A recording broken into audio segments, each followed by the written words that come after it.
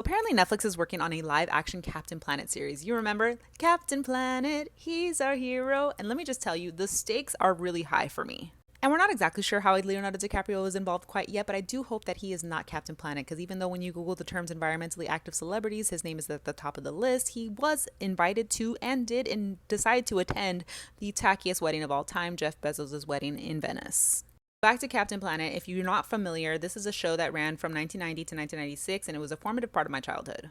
It all started in the late 80s when there was a growing awareness around environmental issues like deforestation and pollution, so American philanthropist and producer Ted Turner wanted to do something about it. So he challenged producer Barbara Pyle to create a character that would help educate and entertain young people about environmental issues and inspire them to take action.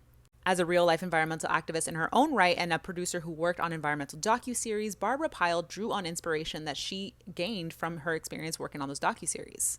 And the Planeteers truly represented a global community. Each of the different characters had a different element that they could control. You had Kwame, who can control Earth, and he was inspired by young men from Zimbabwe and Ghana. You had Linka from Eastern Europe, who can control wind. Guy could control water, and she was inspired by a Malaysian human rights advocate. Mati, who can control heart, was inspired by the indigenous defenders of the Amazon rainforest. And then you have Wheeler, who was American, who was inspired by Pyle's own father, who can control fire.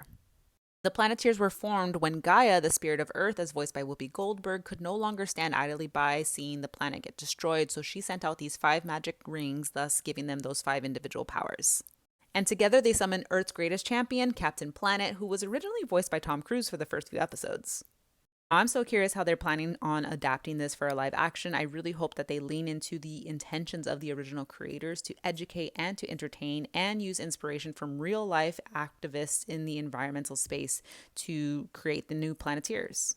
Even more curious how they're going to actually tackle the villains in the show, because these were pretty spot on. You had villains like deforestation, smog, pollution. There was even an episode in which they tackled AIDS and the misinformation around the virus.